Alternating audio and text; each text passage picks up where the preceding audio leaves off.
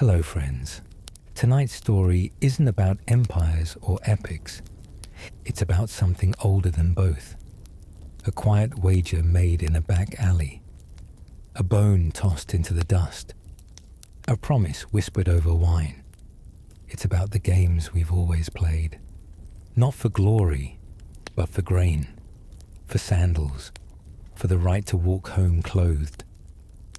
Before casinos gleamed with light, there were corners of the ancient world thick with risk and desperation, where a lucky throw meant meat instead of broth. And a bad hand, it might cost you more than just pride. So tonight, as the room grows quiet and the hum of the world softens, turn down the lights, let your breath grow slow.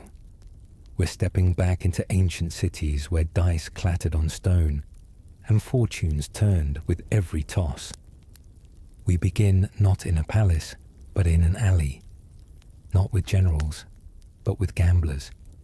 Welcome to the Roman streets. Imagine yourself crouched low, knees aching, the chill of worn limestone seeping through your tunic. The air is thick with the smell of oil, ash, and last night's wine. Behind you, the raucous murmur of a tavern spills out into the alleyway. In front of you, the bones, knuckle bones, astragali, carved from the ankles of sheep, or cast in bronze or ivory if you're lucky, or unlucky, depending on the crowd you've fallen in with. They don't roll like modern dice. They tumble and clack in strange ways, each side holding meaning only you and the others here understand. You're not alone. To your left, a wiry man with fingers stained by ink and wine fumes. A freedman, maybe, or a thief. His tunic is patched, his eyes bloodshot. He fingers a coin as if it burns. To your right, a woman older than she looks. Her sandals are worn through. She watches the bones with a gambler's calm, one hand on the purse knotted at her waist. None of you are here for sport. Not really. You're here because something ran out. Luck, coin, patience. And maybe, just maybe, the dice can bring it back. You throw. A clatter, a pause. The bones settle. Murmurs, a chuckle, a curse. Someone spits. This game, tally, the Romans called it, was ancient even then. Four-sided, with values unevenly distributed, and throws named with fanciful flourish. The Venus throw, the best of all, each side unique. Or the dog, the worst, a dull repetition of fate. You know the throws, you know the rules, but rules mean little here. Gambling in ancient Rome was illegal, not just frowned upon, outlawed outright, except during Saturnalia, the festival of reversal. Yet it happened everywhere, in alleyways, taverns, under the shade of crumbling arches. Rome was a city of wagers, despite the law. The lictors, the enforcers, usually turned a blind eye. Unless, of course, you won too much, or you won from the wrong man. Because in this game, luck isn't the only thing that turns. Let's pause here. The toss didn't go your way. You lost your last coin. A worn ace, its imprint nearly rubbed smooth by years of desperate fingers.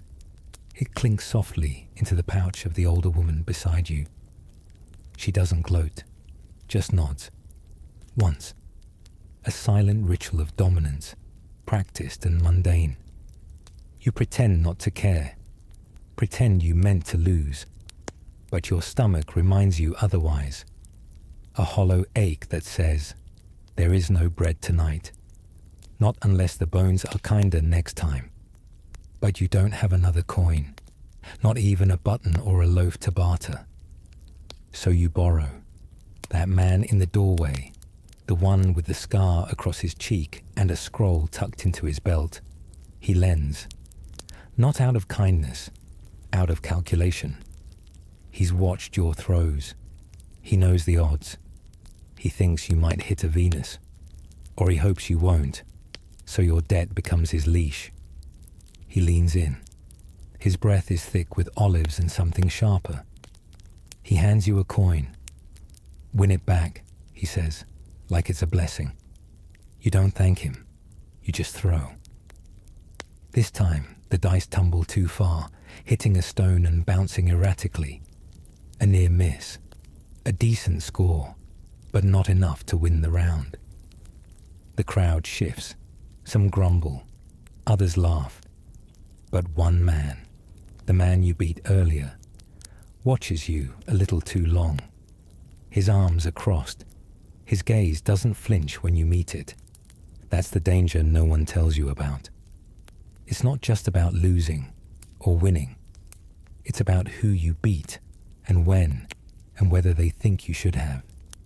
Some men, especially those with rings on their fingers and guards nearby, do not like to lose, especially not to someone with dirt under their nails. They won't challenge you here, not now, but you'll feel it. The weight of being watched, the sudden silence when you pass a doorway, the fact that the man who lent you the coin is now leaning against the wall, arms folded, saying nothing. Because here's the truth of Roman gambling. It isn't just about odds or bones. It's about reputation, fear, debt. You could win, yes. Buy a meal, pay your rent, even buy your way out of trouble for a day. But the moment you win too much, you become a target. And if you lose too often, you disappear. The toss doesn't land well. You lose your last coin. A single ace. Its surface smooth. Its imprint almost gone. Time and hands have worn it down. It clinks as it lands in another pouch. The older woman takes it. She nods once. No gloating. No words. Just quiet certainty. She's done this before. You act like it doesn't matter. You shrug. But your stomach says otherwise. A long, dull hunger. You hoped that coin would buy food. Now you have nothing. You need another chance. So you borrow. The man leaning in the doorway has watched all night. He has a scar across one cheek. His robe is worn but clean. A scroll peeks out from his belt. He sees your need. He offers a coin. He doesn't smile. Win it back, he says. Not a suggestion, a command. His breath smells of sour wine and old garlic. You nod. You throw. The bones tumble too fast. One bounces off a stone. The others roll crooked. It's not a bad result, but not good enough. The pot goes elsewhere. Again. Someone laughs. Another curses. The alley shifts with movement. Quiet voices, eyes flicking from face to face. But one man doesn't move. He watches only you. You beat him earlier. Just one round. But he didn't like it. His arms are crossed. His gaze is steady. There's no smile there. This is how things change. Winning isn't always safe. Not in Rome. You can win too much. You can beat the wrong man. And then the rules shift. People stop cheering. The lender, the one who gave you the coin, is watching. He's quiet now, leaning back, arms folded, his eyes sharp. No more advice, no more warmth. In Roman alleys, gambling is survival. But survival has its price. Coins come and go. Debts linger. And some debts are not meant to be paid in silver. Sometimes they're settled in silence, or in sandals you no longer wear. You look down at your feet. Your sandals are cracked. One strap is split. The leather's thin. You bought them used, or found them left behind. Now, they're the only thing of value you still have. Across from you, a man shrugs off his cloak. It's his wager. Another toss of the bones. Clothing, food, favors. Everything becomes currency here. The woman beside you mutters. She's won again. 2 throws in a row. Someone nearby groans. Another shifts his weight and walks off. No one stays too long. No one likes to lose where they eat. The alley smells of smoke and old figs. A rat darts across the gutter. Voices echo from deeper inside the tavern. The wall behind you is damp. Moss creeps up the cracks. The stones hold the night's chill. A door swings open. A young man stumbles out, laughing. Then he sees the game. He slows. He watches. That's how it always begins. Most don't plan to gamble. They watch. They linger. Then they join. Maybe one coin. Maybe a borrowed one. By then, it's too late. His hands are soft. His tunic clean. He kneels beside you, quiet. Curious. Still warm with wine. He tosses. The bones scatter. It's a good throw. A beginner's gift. He grins. He tosses again. Still good. You know what comes next. You've seen it. He leans forward. His smile is wider now. He puts down a second coin. That's how it happens. Fast. Thoughtless. Quiet. You toss again. The bones land close together. You see the result and exhale. Not a win, but not a loss either. A draw. Your turn holds. The game pauses. Someone adjusts a lantern. The flame flickers. Shadows stretch across stone. The lender leans in again.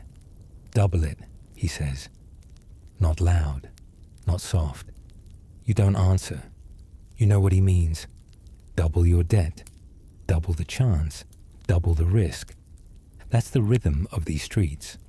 The game isn't just on the ground. It's in the air. It's in every glance, every pause, every silence that lasts too long.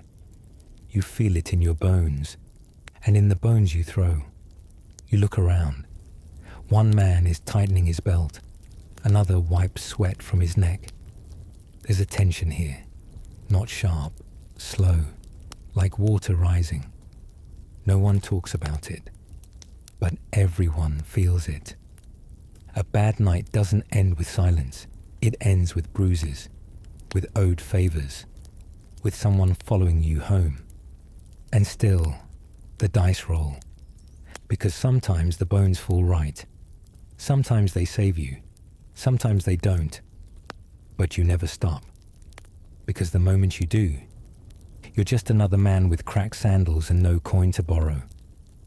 The alley grows darker. The lantern burns low. The oil is nearly gone. No one replaces it. A breeze moves through the street. It smells of old fruit, dust, and wet wool. Someone coughs. Another mutters something under his breath. The words are lost in the shuffle of sandals. You're still kneeling. Your knees ache now. The stone is hard, cold, and unforgiving. You toss again. This time the bones spin oddly. One flips in the air. It lands half on a crack. It teeters, then settles. A groan. Not yours. You've won. Barely. Enough to stay in the game, not enough to escape it. You gather the small pile. 2 coins, a bit of dried meat, a short cord of wool. That's what was. He nods, slow, no words. He's made a note of your win. He always does. Debt changes form in this place. It's not just owed money. It's what you owe in silence, in loyalty, in choices. Behind you, the young man has lost twice now. His face has changed. The smile is gone. His hands twitch when he reaches for his next coin. He shouldn't be here, but he is. The game takes all kinds. No one stops him. That's not how this works. The alley has its own rules, old ones, unspoken. They shift like shadows. You don't speak them. You feel them. They tell you when to throw, when to fold, when to walk. But walking isn't always allowed, especially if you owe. A figure passes at the far end of the alley, a cloak pulled low, a flash of bronze beneath it, a lictor. Maybe, maybe not. Everyone pretends not to see. Gambling is illegal, that's known, but not enforced here, not unless someone complains. And no one complains, not if they value their legs. Still, the presence of the cloak cools the game. Voices drop, eyes shift. The woman who won earlier stands. She ties her pouch tighter. She walks away, slow and steady. No one stops her. She knows when to leave. You don't stand yet. Your legs are stiff. Your coin is still at risk. Your debt still unsettled. The game is quieter now, but it's not over. It never really ends. The dice wait. The bones gleam in the dim light. Someone whispers a prayer, not to a god, but to chance. Because in this city, luck listens more often than Jupiter does. And tonight, luck walks these alleys. The palace was quiet. Too quiet, some thought. No feasts, no drums, no urgent footsteps from messengers. Only the sound of ivory clacking against polished wood. That was Claudius, the emperor. Most knew him as awkward, a scholar, a stammering shadow who somehow outlived plots, poison, and public doubt. But behind closed doors, away from scrolls and speeches, Claudius lived for the dice. He did not gamble like a poor man. Not in alleys, not in taverns. He played like a man who had never been denied. Because for a time, he hadn't. He had tables built for dice, smooth as glass, weighted at the corners, lined with thin strips of leather to guide the fall.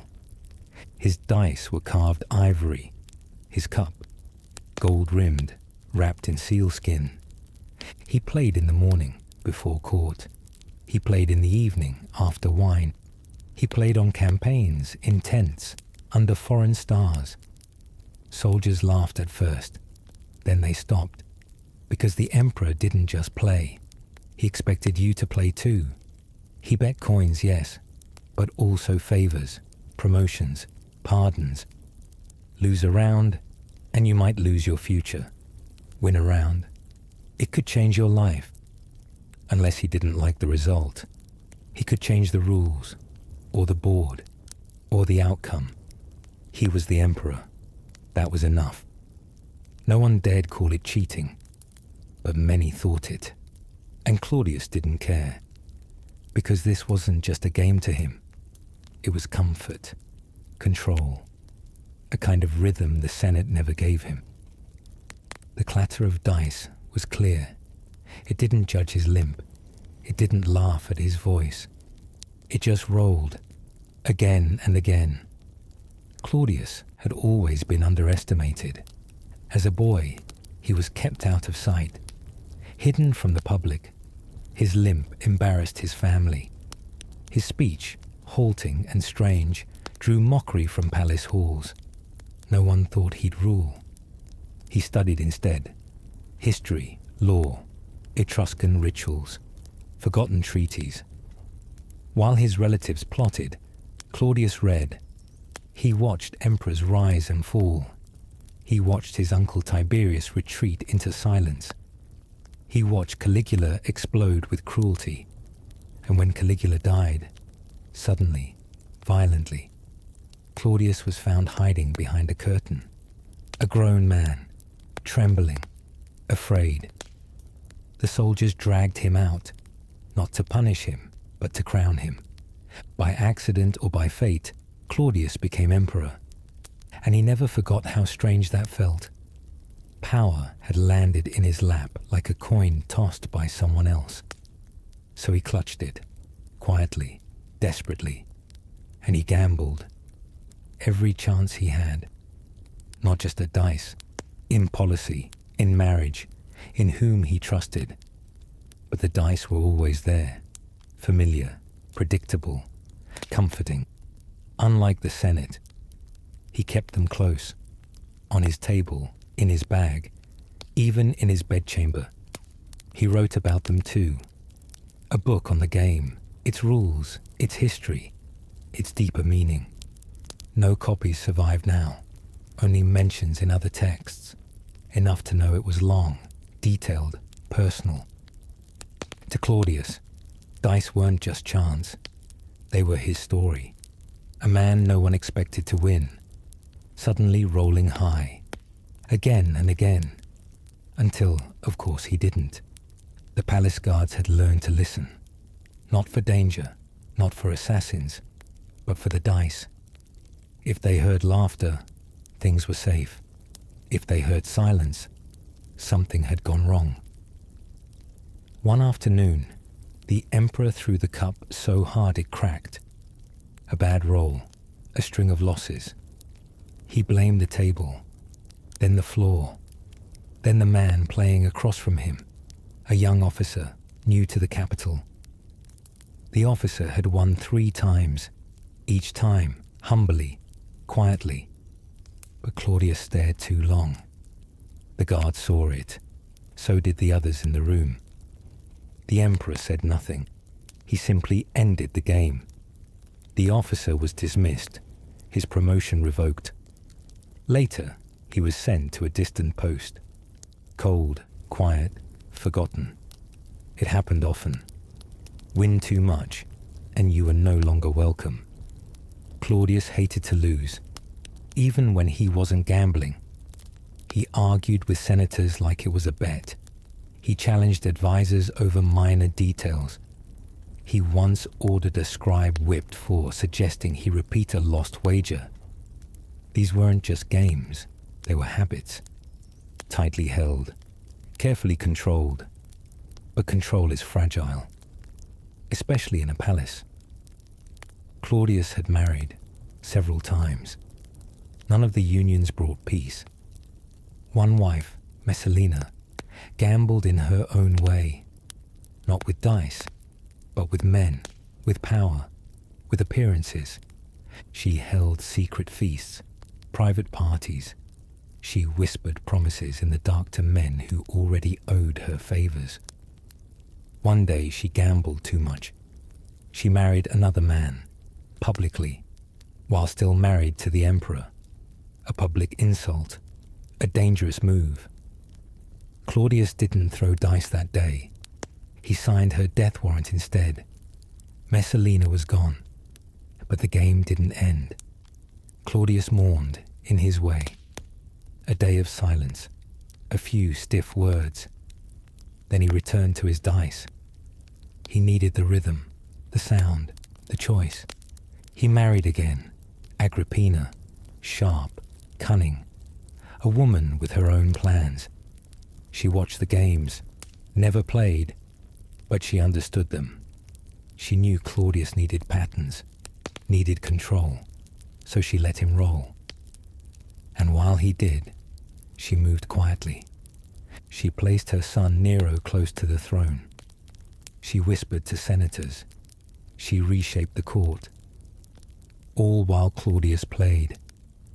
The dice table became a distraction. He didn't see the shifts, didn't feel the ground moving. He thought he was still in control.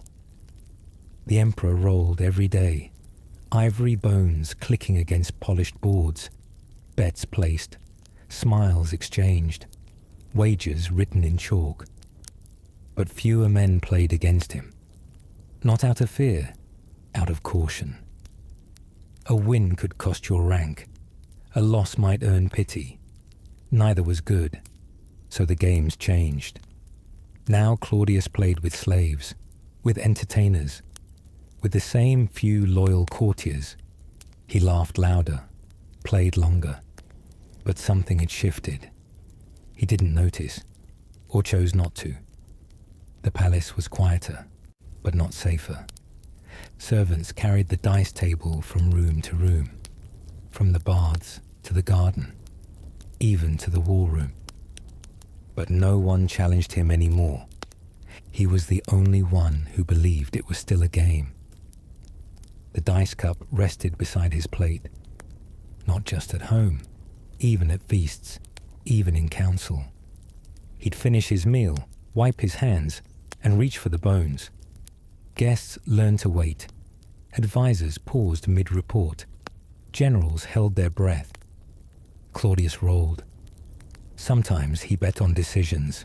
Which road to build, which law to pass.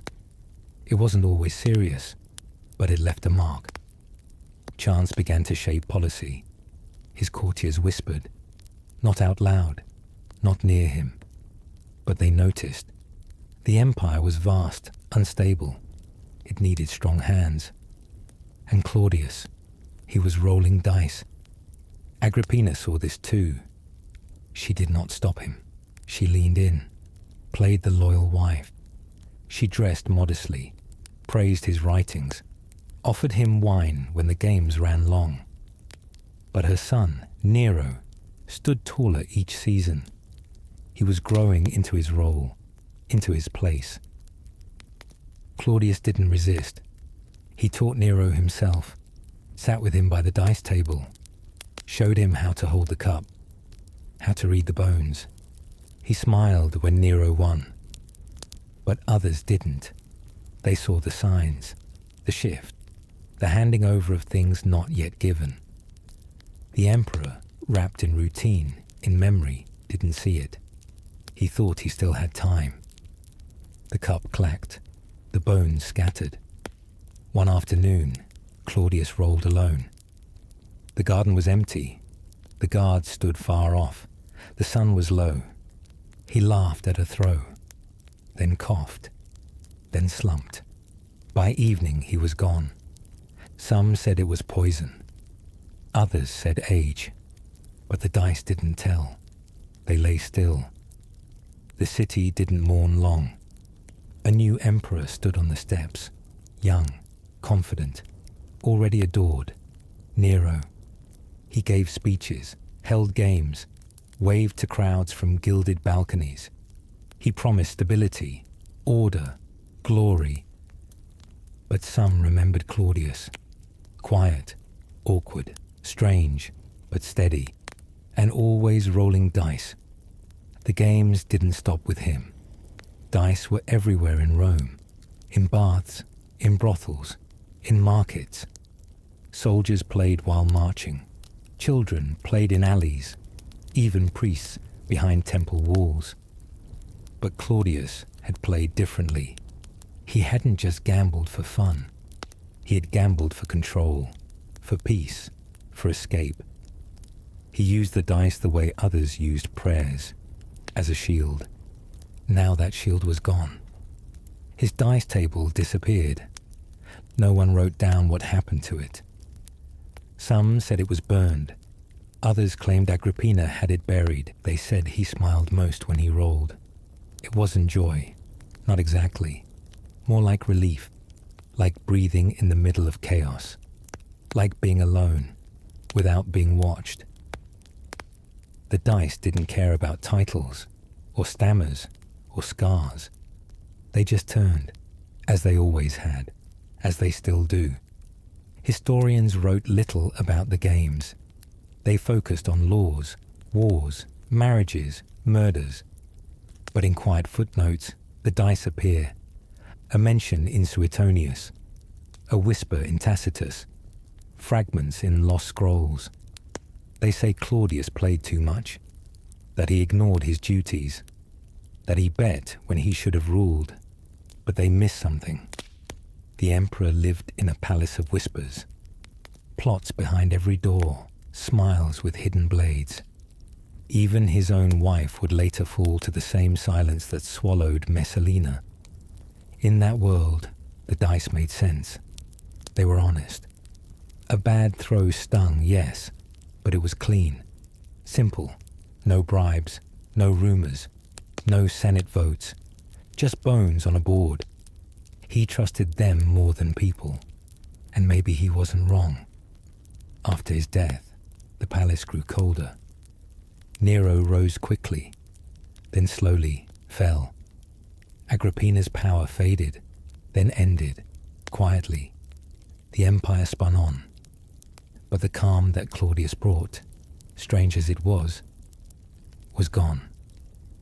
All that remained was the story of the man who played and lost.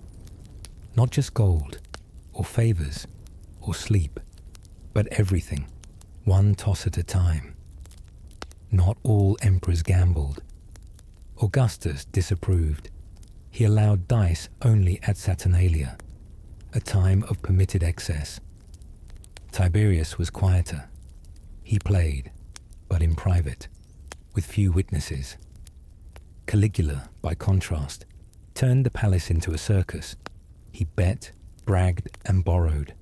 He lost vast sums, then seized property to repay it. Claudius sat somewhere in between. Not mad, not stoic, just addicted. Addicted to order, to chance, to the smooth curve of ivory dice. He made rules for his games, then rewrote them. He kept records. He tested new throws. Some say he invented variations never played again. He wasn't chasing thrill. He was chasing rhythm. When life spun too fast, when advisors pressed in or generals delayed, he rolled. It centered him. Even as the empire shifted, as borders bled and nobles schemed, he returned to the table, again and again. His scribes grew used to it. They learned to bring scrolls and dice in the same breath. A report on taxes, a pair of knuckle bones, delivered together. Routine became ritual, and ritual, comfort. That's what the dice were to him. Not danger, not excitement, just calm. Years passed, statues faded, names changed. But Claudius stayed in the stories. Not for conquest, not for brilliance, but for the cup in his hand. Children in the streets tossed dice and whispered his name. Throw like Claudius, they said. Win like a scholar. Lose like a king. Some laughed, others frowned, but the memory lingered. Even centuries later, archaeologists found dice near his statues, left as tokens, tiny offerings to chance. His book on dice is lost. No title, no fragments, just silence. But its ghost lives on. In every game where rules bend. In every gambler who thinks a roll can change fate. In every man who finds peace not in power, but in the moment between toss and fall. Claudius ruled an empire, but he lived for the bones. And when they stopped, so did he. Pompeii was silent for centuries. Ash buried its walls. Roofs collapsed, streets froze in time. And when they were uncovered, the city spoke. Not with voices, but with objects, dice, bones, scratched boards carved into tables. In one tavern, near the main road, archaeologists found a counter still scorched. Cups overturned. On the floor, 4 dice, cast and forgotten. They weren't shaped like ours. Some had uneven faces. Others were carved knuckle bones, small and curved. Each one told a story. A game interrupted. A wager never finished. A moment frozen. Not far away, another room held graffiti. It read, "He wins by cheating." Carved into plaster, shallow and quick. A protest or a joke, maybe both. The gambling dens weren't marked as such. They were taverns, inns, back rooms. But the signs were clear. Low benches, stone counters worn by elbows, cupboards with locks, symbols scratched into wood. Venus, Fortuna, coins, dogs. These weren't public halls. They were private worlds, places where men whispered, where women bet rings and cloaks, where slaves watched and waited. Some played for food, others for pride. The game was simple. The stakes were not. Even now the rooms feel tense. Dust clings to the floor. Light filters in through broken ceilings. But the dice are still there, waiting, Not all dice were fair. Some had hidden weight. Others were cut unevenly, tilted, biased, found buried beneath thresholds, tucked inside walls, hidden under hearthstones, loaded dice.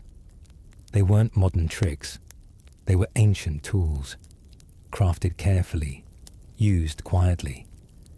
In Rome, a set of ivory dice showed perfect polish on one side, the others dull and rough. A gambler's edge. In India, archaeologists uncovered dice made from ivory cores wrapped in dark resin.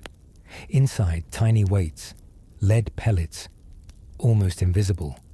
When rolled, they turned with precision, always favoring one side. Cheating was old, as old as the game, and so were the measures to stop it. In some dens, carved boards showed strict symbols, warning marks, Fortuna watches. Play fair or pay more. Painted threats, part joke, part warning, because bets were sacred, even in shadows, even when whispered. The dice could lie, but trust, once lost, never returned. So dens watched closely. They knew the stakes, and sometimes the loser didn't leave empty-handed. He left with bruises, or without shoes, or with debts that whispered long into the night. In ancient Greece, games were everywhere, in homes, in courtyards, on temple steps. But one place stands out, a house near Corinth, modest, tiled floors, cracked columns. In its atrium, a mosaic, simple, black and white. Words written in Greek. Lave tinikin. Take the victory. Just beside it, a skeleton, curled near the doorway. Ash had not spared this place. Like Pompeii, it froze in time. The mosaic was placed near a table. The legs survived, carved wood, now petrified. On its surface, marks, not random, not decoration. Dice paths, scoring grids, names, worn into stone by years of fingers and cups. This wasn't a family game. It was business. A private den, likely. Players came here not for rest, but for stakes. Wine was served, bread, maybe olives, then dice. Hours passed that way, quietly, carefully. Wagers made, hands emptied. Some won, most didn't. The man on the floor, his coins were still nearby, scattered, tarnished. No one came back for them. Time passed. The roof fell. The world moved on. But the board, the bones, the words, they stayed, silent, waiting. In China, the games were older still. Before dice, there were slips, long, narrow bamboo strips marked with odds, used for cockfights, cricket duels, horse races. The slips were kept in tea houses, tucked behind pots, passed under tables. In one site, layers of ash preserved them. Bamboo darkened with age, still legible. Odds written in brush, sharp, clean. Someone had taken care. Bets were recorded, names, wagers, outcomes. Sometimes symbols, luck signs, clouds, swords, coins. Alongside them, small jade chips, light as bone, smooth with handling, used as stakes or tokens or debts. The house had 3 rooms, low stools, lacquered wood. Oil lamps hung from carved beams. In the center, a board, simple lines, circles for coins. At first glance, nothing more than a game. But the ware told another story. Edges smoothed by hands, corners chipped. A mark burned into one side, a character for quiet. Because gambling here was not loud, It was soft, subtle. A glance, a nod, a whisper. No shouting, no cups flung, just tension, drawn like a thread between eyes. And when the game ended, tea was poured, hands were cleaned, debts recorded, nothing said. In India, dice were sacred, linked to gods, bound to myths. The Mahabharata tells the tale. A kingdom lost in a single game, a prince deceived, a wife humiliated, a war born from a throw. But beyond legend, the dice were real, carved from ivory, weighted at the core, found in riverbanks, under temple floors, in the walls of merchant homes. They were long, not square, four-sided, slender, tossed with skill. Some had names carved in them. Shanti, Vikram. Perhaps owners, perhaps hopes. One set was buried with a man, alongside gold, food, and a clay tablet. The tablet bore a single word, play. No rules, no record, just that. In Patna, a market stall turned up dozens, dice in bowls, dust-covered, still balanced. Buyers thought they were charms, but when tested, they rolled too evenly. Tools, not toys. Someone knew how to make them, and someone else knew how to use them. In ancient India, gambling was more than chance. It was ritual. The dice weren't just bones. They were symbols of fortune, of fate, of fall. Gambling didn't stay in one place. It moved with the merchants, with soldiers, with stories. From ports to temples, from mountain roads to desert inns, and wherever it travelled, it left traces. In North Africa, dice made of bone were found near a market well, worn smooth, the corners chipped. No coins were with them, just 2 bone cups and a string of glass beads. The well was dry. Archaeologists think the den sat nearby, maybe underground, maybe in a cellar, now lost. Why near a well? Because water meant people, and people meant games. But the rules, the rituals, those stayed. Dice clattered, cups passed, boards scratched with chalk. All of it felt stable, even when the world outside shifted, even when grain ran short, or taxes rose, or war came close. The den stayed the same, small, warm, lit by fire and fear. And in that quiet, the gambler found something close to peace. A moment between throws, a breath before the fall. In Egypt, dice had another life. They weren't just tools. They were charms, worn on cords, tucked into folds of linen, buried with the dead, carved from bone, wood, faience, even turquoise. Some had eyes painted on them. Others bore symbols, ankhs, beetles, suns. They weren't rolled often, not for games, but for fortune, to ask questions, to test fate. One tomb near Thebes held a small pouch, inside 2 cube-shaped dice, unusual for Egypt. Next to them, a folded papyrus. The ink had faded, but 2 words remained. They speak. A gambler's prayer, a scribe's joke. No one knows. Nearby, a wall carving showed a man kneeling before a cup, his hands raised. A figure behind him, taller, crowned, watched. Some believe it shows gambling before the gods, an offering of chance. In the villages, it was simpler. Game boards scratched into mud brick, stones used as pieces, children throwing marked sticks. In one house, a low bench with numbers carved in a spiral. No instructions, just numbers.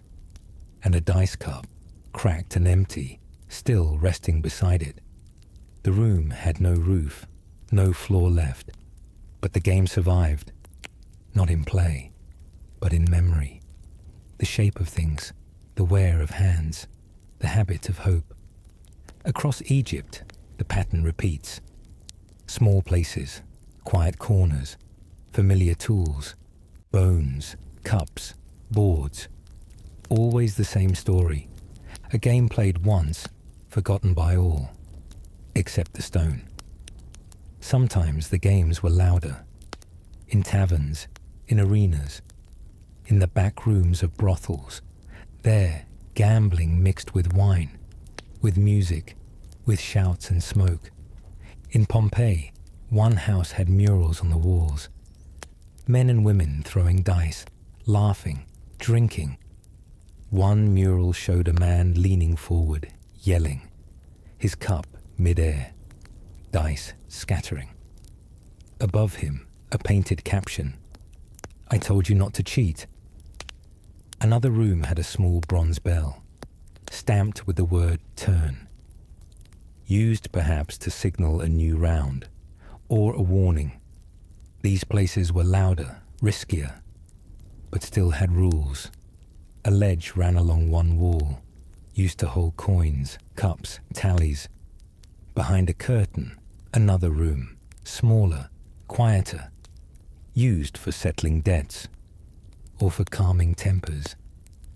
The den was a world inside a world, a place where the street stopped, where voices lowered, where the real game began. In one such place, dice were found inside a jar, hidden beneath ash, 8 of them, all matched, all fair. A player's set, kept safe. Maybe he planned to come back. Maybe he never left. The den held no bodies, just dice, cups, a half-scorched stool. The fire came fast, but the dice remained, still balanced, still waiting. Not every trace was physical. Some were written. Letters, wills, legal records. One Roman scroll listed debts. Each line a name. Beside it, a sum, small at first, then larger. At the bottom, a note in a different hand. He played until nothing was left. That was all. No trial, no crime, just a record of dissent. In Athens, a tablet described a court case. A merchant accused another of cheating. Not in trade, in dice. He claimed the man used foreign bones. Weighted, marked. He lost silver, his cloak, his sandals. He sued not for money, but for shame. The record shows no verdict, only the plea. Across centuries, the pattern is the same. Games that seem small, but mattered deeply. Tables marked by hands, bones etched with use, some found intact, others split, cracked, buried in ash or mud. In every culture, gambling leaves the same trail. A board, a cup, a moment held in luck. Even when the walls fall, the dice remain, carved, cast, forgotten, but not gone. They tell us the rest, the things not written, the habits that cross borders, the need that never changed, to risk, to hope, to lose, to try again, not for gold, but for the feeling of maybe. Far from the alleyways, the dens, the heat of whispered wagers. The wealthy lived differently. Their games were quieter, their stakes invisible. In Rome, a noble's villa sat high above the noise. Terraced gardens, marble courtyards, walls painted with soft colour. Everything arranged for ease, for grace, for show. The household woke early. Servants moved through tiled halls, lighting lamps, setting breakfast trays. The master rose slowly, not from hunger, not from obligation, just habit. He dressed in linen, clean, pressed, a gold clasp at his shoulder. His children laughed in the atrium, not with street games or coins, but with polished dice, carved from amber, inlaid with silver pips. No debts waited behind those throws. No hunger drove their play. It was entertainment, a way to pass the time, a charm, a story, a ritual. The father watched, smiling but distracted. His mind was elsewhere. A meeting with the Senate, a new land deal, the guest arriving at midday. But for now, he drank watered wine and let the morning drift. A slave knelt beside him with a tray of figs and a list of requests. Another brought a letter from a friend. News of a race, a dinner, a scandal. The guest arrived. He was greeted not with coins or wages, but with cushions and honeyed almonds. He was a man of means, an investor, a collector. And he had news. A new tavern had opened near the market, profitable, full of players, the kind who lost more than they won. The nobleman nodded. He didn't need to see it. He likely owned part of it already. His interest wasn't in the games, it was in the losses, because that's where the real bets lived. Not in alleys, but in investments. He lent coin to the lender. He leased space to the innkeeper. He provided wine to the tavern. And in return, the dice rolled for him, quietly, distantly. He never threw them. He didn't have to. The nobleman's dining room was long, cool, shaded from the afternoon sun. Columns lined one wall. Beyond them, a garden, cypress trees, a fountain, quiet. Inside, the table was set with care. Not extravagance, but precision. Plates of bronze, bowls of glass, napkins folded in narrow rolls, fastened with ivory pins. Guests reclined, not just friends, but clients, poets, minor officials, men who owed him things. The dice returned, not for coin, for amusement. A game, simple and brief. Golden dice cast on polished stone. Servants watched from a distance. The stakes were odd, not money, but commands. Loser must quote a verse. Loser drinks the sour wine. Winner chooses the next course. Laughter followed each throw, but not loud. Measured, mannered. Because here gambling wasn't risk. It was theatre. Everyone played, but no one lost. Not truly. Later, in the garden, a boy tumbled from a stool. A small argument had broken out. One servant accused another of hiding dice. A childish fight. The master intervened. He didn't scold. He offered the boy his own dice, gold-edged, heavy, cool to the touch. The child's eyes widened. He took them with care, threw them with delight. No one remembered the score, only the moment. Later still, a flute was played.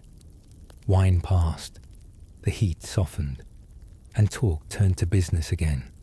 The guest had heard of a new grain tax, another den being shut down, a magistrate caught with forged dice. The nobleman listened. He nodded. Then he smiled, because these things came and went, and always, always, the dice would find another table. As night fell, lamps were lit. They burned low, fragrant with oil and herbs. The walls glowed in gold and ochre. Shadows stretched over mosaics of vines and birds. The nobleman sat in his study now, alone. A scroll rested across his lap. Reports, wagers, ledgers. Not dice but numbers. The same game, a different form. Outside, the city changed. Alleys filled, taverns swelled, bones clattered on stone.